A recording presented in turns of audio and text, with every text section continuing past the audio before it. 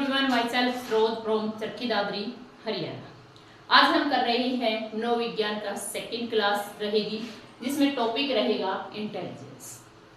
ठीक है, देखिए ये कहता है कि इंटेलिजेंस होती क्या है, बुद्धि क्या होती है। सभी अपने अपनी विचारों से बताते हैं कि बुद्धि ये होती है, बुद्धि वो होती है। ठीक है, तो आज हम बात करते हैं कि मनोवैज्ञानिकों के अनुसार बुद्धि क्या होती है। ठीक है ना, तो जिनको देखो फैक्ट ये होता है कि कई बार लोग जान ही नहीं पाते कि बुद्धि क्या होती है। ठीक है, सोचने समझने में बुद्धि का क्या काम होता है, होता भी है कि नहीं होता है। ठीक है ना, उसके लिए हम आज डिटेल में चर्चा करेंगे।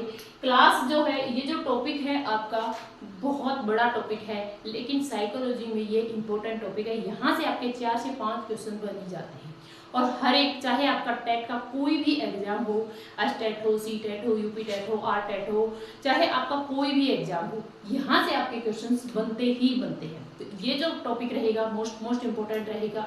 मैं कोशिश करूंगी कि 2 क्लासेज में ही इनको कवर करें, लेकिन ये 2 क्लासेज में होना मुश्किल है, बहुत बड़ा टॉपिक है। ठीक है, चलिए बात करते हैं पार्ट 1, इंटेलिजेंस पार्ट 1। ठीक है, बुद्धि क्या होती है। तो बुद्धि का सबसे पहले जो शब्द की लिया था 1885 ईस्वी में फ्रांसिस गाल्टन ने जो सबसे पहले शब्द बुद्धि शब्द का प्रयोग सबसे पहले किसने किया था, गाल्टन। फ्रांसीसी गाल्टन ने जो है सबसे पहले प्रयोग किया था 1985। ठीक है, फिर मेन थॉट बता देती हूँ पहले। 1890 ईस्वी में 1890 में कैटल ने मानसिक परीक्षण शब्द मानसिक मापन के बारे में चर्चा की थी। कैटल ने, आरबी कैटल ने मानसिक परीक्षण के बारे में क्या किया था, चर्चा की। क्लियर। सबसे पहले फ्रांसीसी गाल्टन ने 1885 ईस्वी में बुद्धि शब्द का प्रयोग किया था। उसके बाद कैटल ने 1890 में मानसिक परीक्षण का प्रयोग किया था, लेकिन ये फेमस नहीं हुए। ठीक है, सबसे पहले जो बुद्धि के लिए परीक्षण हुआ था वो हुआ था बीने साइमन स्केल। ठीक है, और शब्द को छोड़ के जो सबसे पहले शब्द प्रयोग किया था वो गाल्टन ने किया था। उसके बाद जो भी काम हुआ था वो सबसे पहले बुद्धि से रिलेटेड किसने किया था, बीने साहब ने किया था। ठीक है, बीने साइमन स्केल जो है वो 1908 ईस्वी में आया था। ठीक है, इस साइमन की बात हुई थी 1905 ईस्वी में, लेकिन ये सक्सेस नहीं हो पाया। फिर उसके बाद इन्होंने रिवाइज किया 1908 ईस्वी में। क्लियर, यहाँ से समझ में आ गया होगा। 1905 में बीने साइमन स्केल परीक्षण लेके आए, लेकिन ये ज्यादा इतना सक्सेस नहीं हुआ। उसके बाद ये रिवाइज किया गया 1908 ईस्वी में, एंड उसके बाद फिर से रिवाइज किया गया 1912 ईस्वी में बीने ने। क्लियर, बीने साइमन स्केल को 3 बार रिवाइज किया गया था। 1905 में सबसे पहले परीक्षण लेके आए थे, 1908 में सेकंड परीक्षण लेके आए थे, और 1912 में आपका थर्ड परीक्षण लेके आए थे। ठीक है, अब हम बात कर लेते हैं कि बुद्धि होती क्या है, किसने क्या कहा है। देखिए यहाँ पे बीने कहता है कि जो बुद्धि होती है वो 4 चीजों से बनी है। बीने के अनुसार जो बुद्धि होती है वो 4 चीजों। देखिए डेफिनेशन जो है बुद्धि की वो बहुत बड़ी बड़ी है। ठीक है, जो बड़ी डेफिनेशन है हम उनको याद नहीं कराएंगे बिल्कुल भी।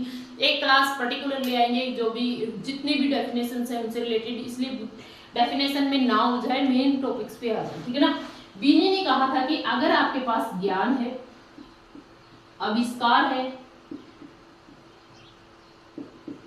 स्किल्स है, कौशल है, एंड फोर्थ था आपका, बीने ने कहा था कि ज्ञान, आविष्कार, निर्देश, आलोचना। क्वेश्चन नहीं है ये, निर्देश एंड आलोचना। ठीक है, वो क्या कहता है, बीने कहता है कि अगर आपके पास ज्ञान है, आप बुद्धिमान है। अगर आप किसी चीज की खोज कर सकते हो, नई नई चीजों को खोज कर सकते हो, तो आप क्या है, बुद्धिमान है। निर्देश दे सकते हो, आदेश दे सकते हो, किसी को बता सकते हो, किसी को से मतलब विचार विमर्श कर सकते हो, बोल सकते हो किसी टॉपिक पे, तो आप क्या है, बुद्धिमान है। आलोचना आप अच्छी बुरी चीजों के बारे में पता कर सकते हो, ये अच्छी है, ये बुरी है, कौन आपको क्या कह रहा है, किस लिए कह रहा है, कौन अच्छा कर रहा है, कौन बुरा कर रहा है, कौन सी चीज हमारे लिए सही है लाइफ में। तो अगर आप उन चीजों के बारे में डिटेल में जान सकते हो तो वो क्या है, आपके बुद्धि है। बस इतना याद रखना है। बीने ने कहा है कि ज्ञान, आविष्कार, निर्देश और आलोचना। क्वेश्चन किस टाइप के आते हैं कि बीने के अनुसार बुद्धि में क्या नहीं है, ये आ सकता है। तो क्या नहीं है, सिर्फ इन चीजों, इन चारों को छोड़ के अगर कोई भी वर्ड आपके ऐड कर दे तो वो नहीं है। क्लियर? या फिर क्या करेंगे, 3 ऑप्शन ऐसे दे देंगे जो नहीं है और कौन सा है। तो बस सिर्फ याद रख लीजिए कि बीने ने कहा था ज्ञान, आविष्कार, निर्देश और आलोचना। सिर्फ बीने ने ही ज्ञान को ऐड किया था, अदरवाइज एक क्वेश्चन आया हुआ था कि बुद्धि में क्या नहीं है, बुद्धि में क्या नहीं है। ठीक है, तो फर्स्ट ऑप्शन है आपका ज्ञान, थर्ड ऑप्शन, सेकंड ऑप्शन है कौशल, थर्ड ऑप्शन है आपका निर्देश, फोर्थ ऑप्शन है नॉलेज। नॉलेज मतलब अरे ज्ञान तो आ ही गया, बस थर्ड ले लो। ठीक है, तो इनमें क्या कहता है, ये 3 ऑप्शन ही नहीं है, बुद्धि में कुछ भी नहीं होता है ये। ठीक है, बुद्धि अपने आप में एक पर्टिकुलर होती है, ये हम नहीं कहते हैं, मनोवैज्ञानिक कहते हैं कि बुद्धि में ना ज्ञान होता है, ना कौशल होता है, ना निर्देश होता है। बुद्धि जो है अपने आप में एक अलग ही फैक्टर है, जिसके बारे में ऐसा नहीं है कि देखो ज्यादा काम करने वाले बंदे, बुद्धि जो है वो सभी में बराबर होती है, चाहे छोटा बच्चा हो, चाहे बड़ा इंसान हो, चाहे काम करता हो, चाहे ना करता हो, चाहे आविष्कार करता हो।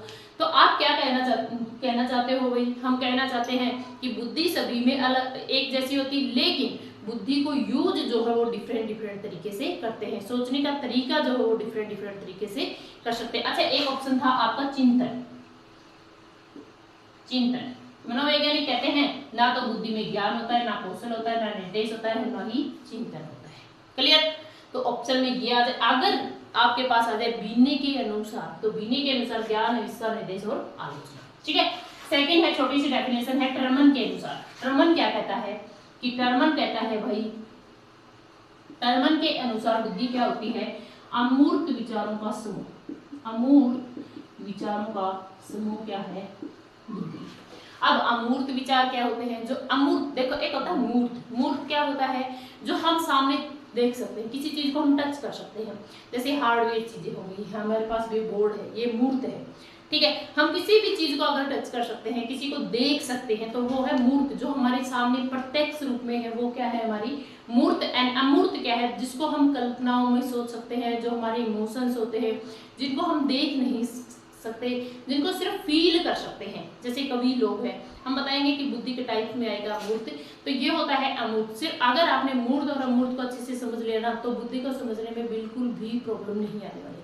अमूर्त क्या होता है, देखो जैसे मैं यहाँ पे सोच रही हूँ, मैं जा रही हूँ दूसरे देश में, मैं जा रही हूँ चंडीगढ़ की, ऐसा माहौल है, वहाँ पे ऐसा है, वहाँ पे ऐसा, ठीक है, हूँ तो मैं यहाँ, लेकिन ये मेरा अमूर्त विचार है कि मैं वहाँ के बारे में सोच रही हूँ, वहाँ कैसा माहौल था, कैसे लोग थे, किस तरीके के व्यवहार करते थे, किस तरीके का अच्छा माहौल था, मतलब ये जो मैं सोच रही हूँ, कैसे हमारी लाइफ होती है, हमारा फ्यूचर कैसा हो सकता है, हम ये कर सकते हैं, वो कर सकते हैं। किसी भी चीज को देख के अगर हम सोचते हैं, कल्पना करते हैं, तो क्या होता है, अमूर्त होता है, जिसको हम देख नहीं सकते हैं, जिसको हम सिर्फ फील कर सकते हैं।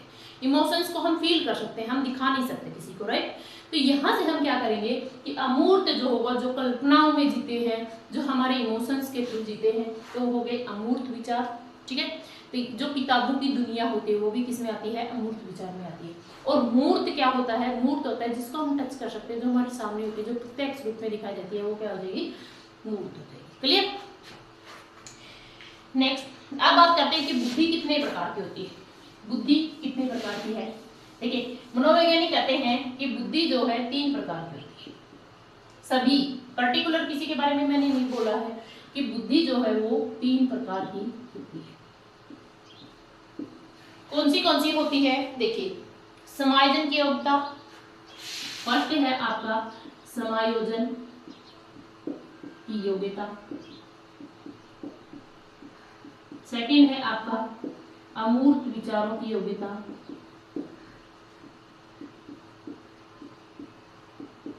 और फोर्थ है आपकी चिंतन योग्यता।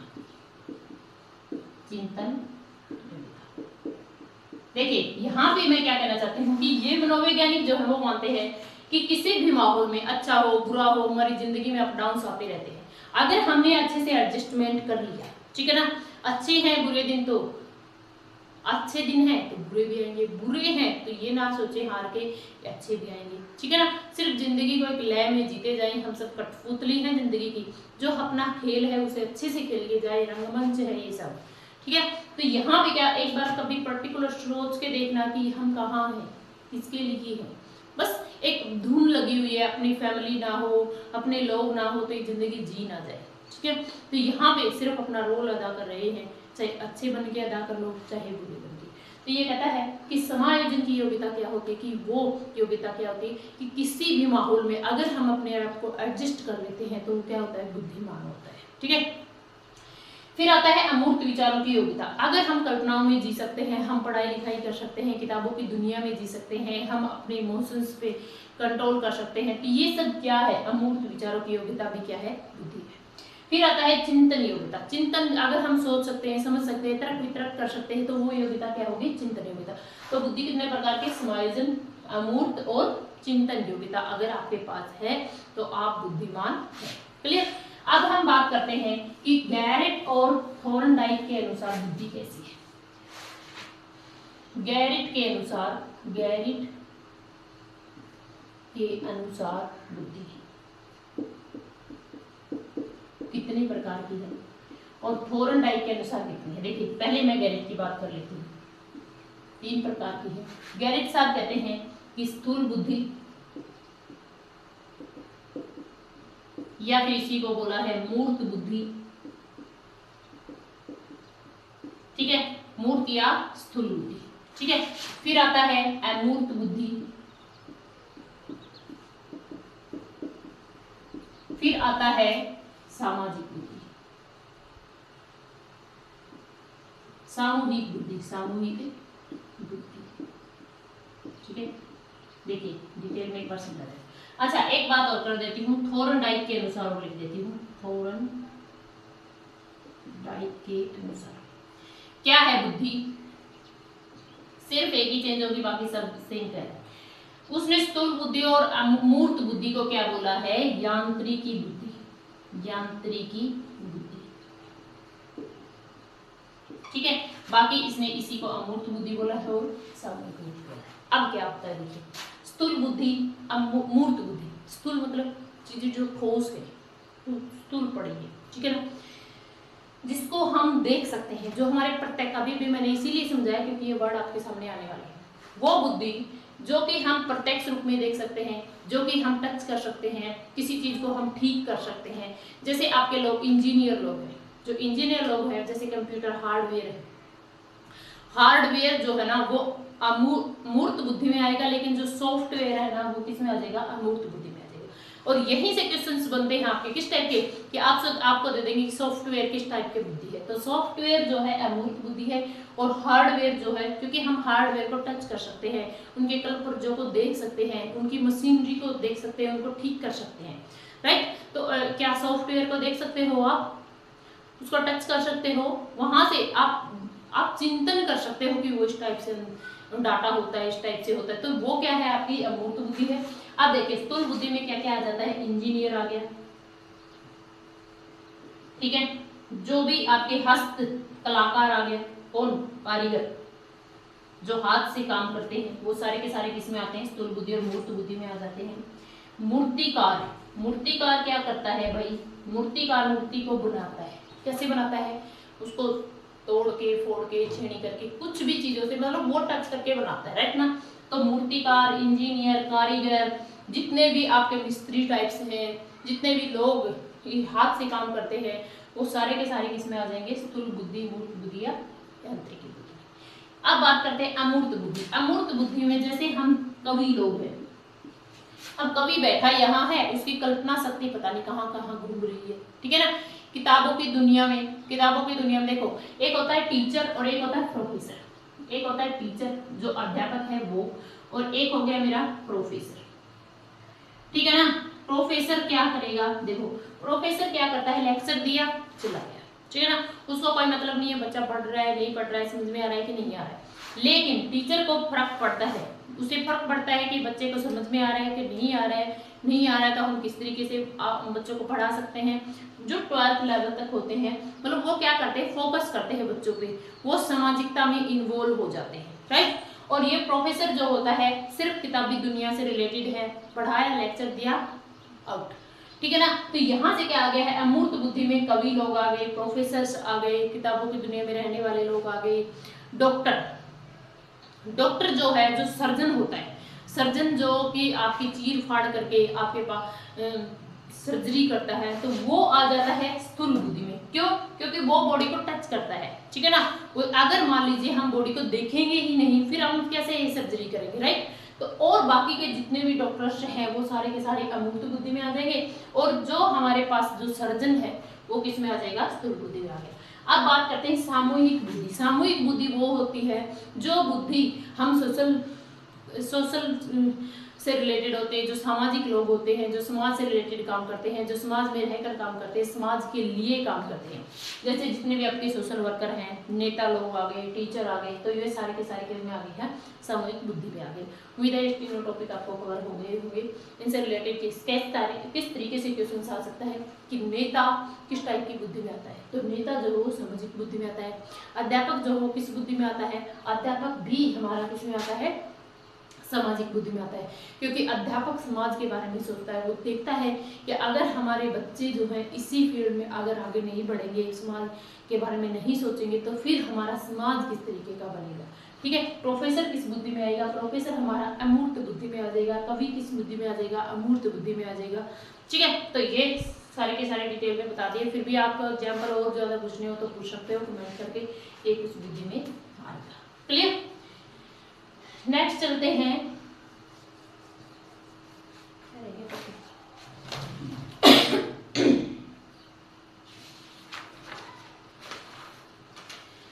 अच्छा अब बात करते हैं एक बुद्धि लब्धि शब्द किसने दिया था, बुद्धि परीक्षण किसने दिया था। देखो बुद्धि लब्धि क्या होता है, बुद्धि लब्धि जिसको हम बोलेंगे IQ, ठीक। बुद्धि लब्धि शब्द का सबसे पहले प्रयोग किसने किया था, चलो बताओ मुझे, कमेंट करके बताया करो भाई। बुद्धि, मैं क्वेश्चंस को छोड़ दूं यहीं से, कुछ क्वेश्चंस आप खुद भी किया करो।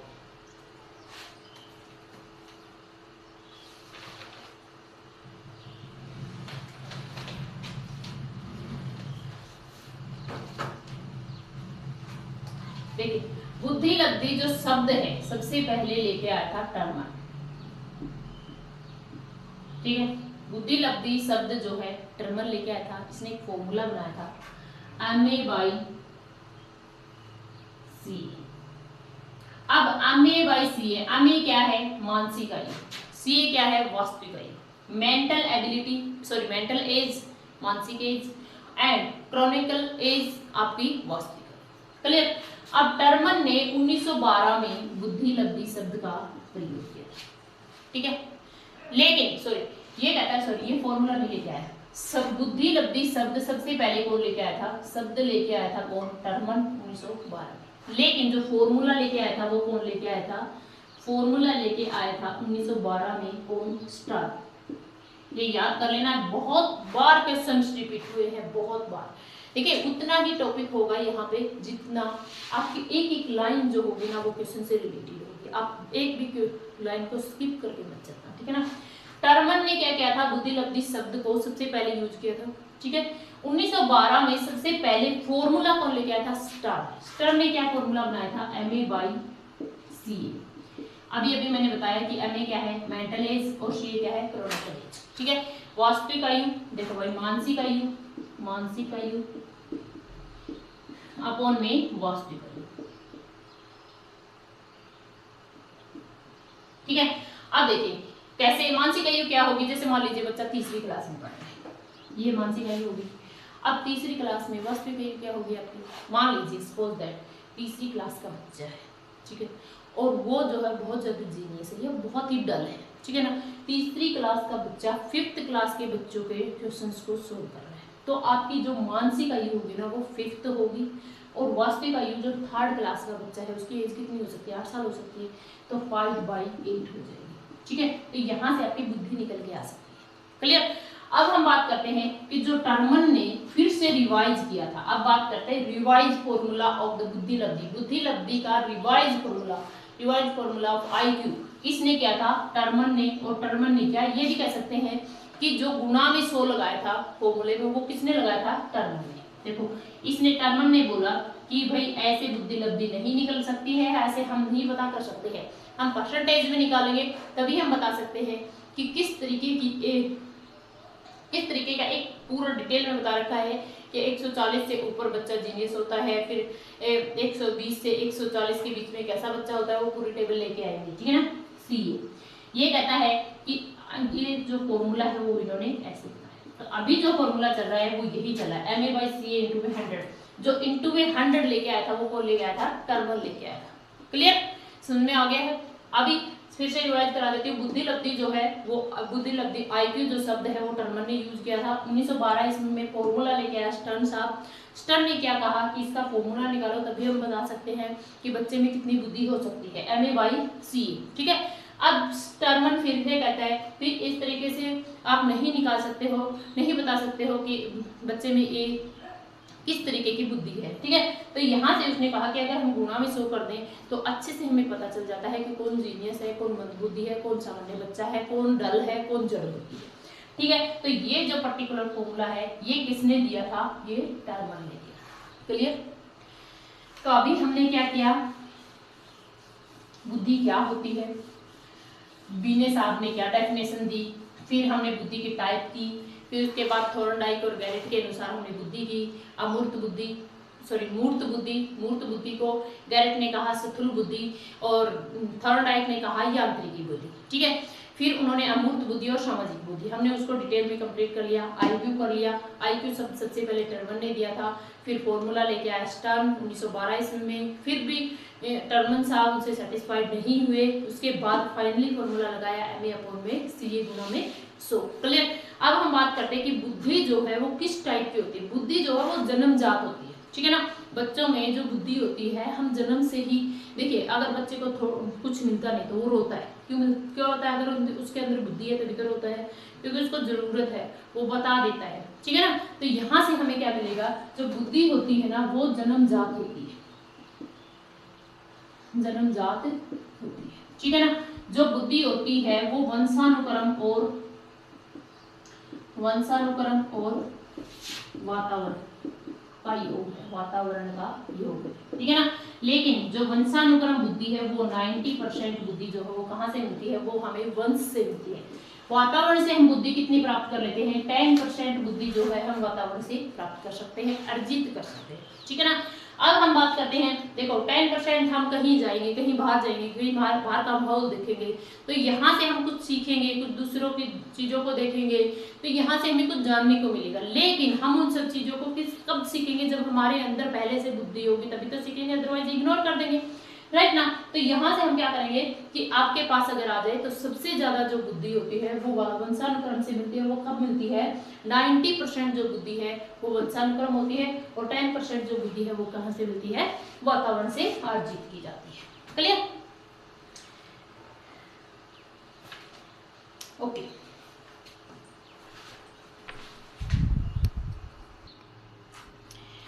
देखिए यहाँ से देखिए कि बुद्धि लब्धि की तालिका क्या थी। यहाँ से इस तालिका से आपके क्वेश्चंस बनते हैं, बहुत बार क्वेश्चंस आपके रिपीट हुए हैं। देखिए अगर आपकी बुद्धि 140 या 140 से ऊपर है तो आप एक प्रतिभाशाली बच्चे हैं। ठीक है, आप कैसे बच्चे हैं, प्रतिभाशाली बच्चे। देखिए आप समय पर काम करते हैं, आप एक्स्ट्रा ऑर्डिनरी काम कर रहे हो, आप मतलब आप इंडिविजुअली बहुत सारे काम कंप्लीट कर लेते हो, किसी काम में आपको तकलीफ नहीं होती है। अगर आपको ये काम कर दिए, मतलब कोई भी काम दे दिया जाए फटाफट से कंप्लीट कर लेते हो, तो आप भी मुझे बताना कि आप कौन सी बुद्धि में आते हो, पहले इसको डिटेल में बताना।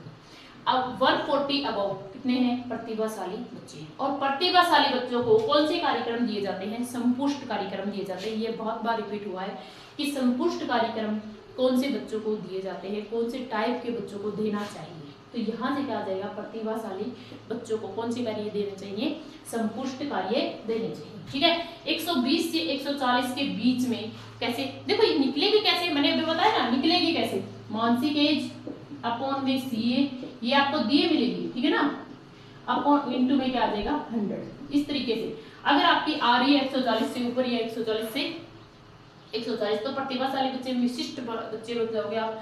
120 से 140 के बीच में है उत्कृष्ट या प्रखर बुद्धि, प्रखर बुद्धि, विशिष्ट, प्रतिभाशाली तो बहुत जीनियस जो बच्चे बोलते हैं, हाँ जो गॉड गिफ्टेड बच्चे होते हैं वो होते हैं प्रतिभाशाली बच्चे, ठीक है ना। 120 से 140 उत्कृष्ट या प्रखर बुद्धि में आ जाते हैं, ठीक है। 110 या 120 में तीव्र बुद्धि में आ जाते हैं। तीव्र बुद्धि क्या होती है कि आप जो सामान्य से अपने तेज कार्यों में चलते हैं, सामान्य तो लगभग सभी होते हैं, ठीक है। तो यहाँ पे क्या आता है 90 से 110, 90 से 110 क्या आता है सामान्य बुद्धि।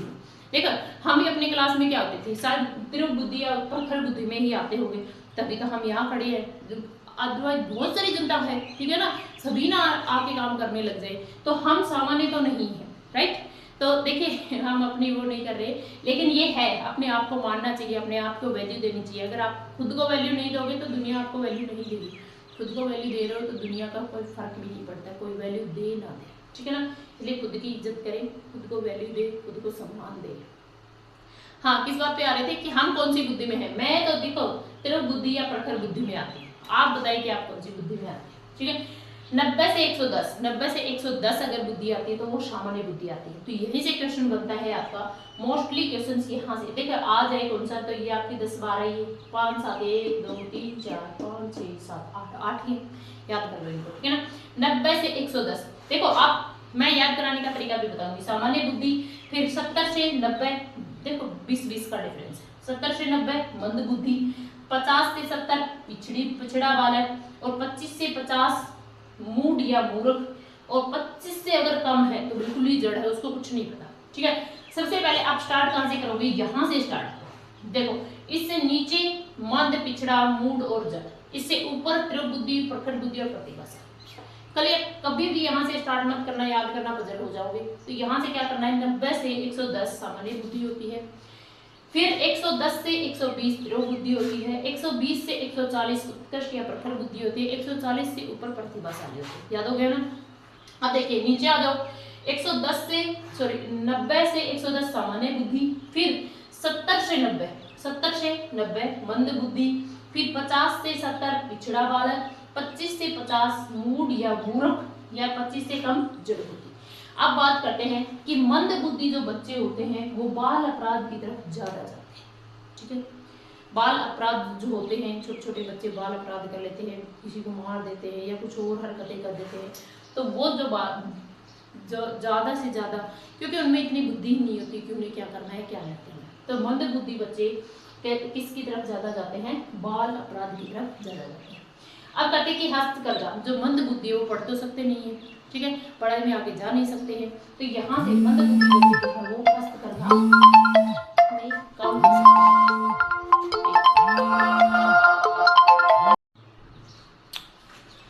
ओके देखिए पता चल गया, सामान्य बुद्धि, सामान्य से नीचे मंद बुद्धि, पिछड़ा बालक, मूड और जड़, ऊपर तीव्र बुद्धि, प्रखर बुद्धि और प्रतिभाशाली, ठीक है।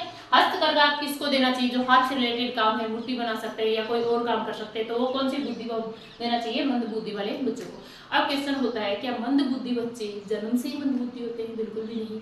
मंद बुद्धि जो बच्चे होते हैं वो हो सकता है एक्सीडेंट से हो सकता है डिलीवरी के टाइम कुछ ऐसे डॉक्टर से गलती हो जाए, तो वहां से क्या हो सकते हैं, ये मंद बुद्धि बच्चे हो सकते हैं, ठीक है ना।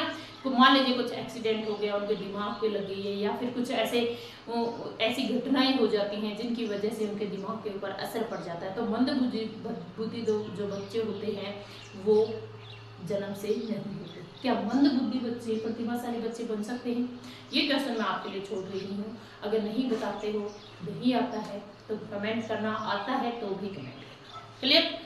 अब एक और बात बता देती हूँ, देखिए यहाँ पे एक आता है डिवोशनल आईक्यू किसने दिया था। देखिए जो क्वेश्चन आ चुके हैं ना, इनसे रिलेटेड, इस टॉपिक से रिलेटेड वो मैंने कंप्लीट रख दिए। डेवोलेशंस आईक्यू किसने दिया था, डेवोलेशंस आईक्यू जो हो वो वेस्लर ने दिया था, ठीक है। सिर्फ इतना ही याद रख लो कि किसने दिया था, वेस्लर ने दिया था, क्लियर। बताना कि क्लास किस तरीके की थी, आपको समझ में आई तो कमेंट करना, लाइक करना और शेयर करना, चैनल को सब्सक्राइब कर देना। Have a nice day, God bless you, stay blessed.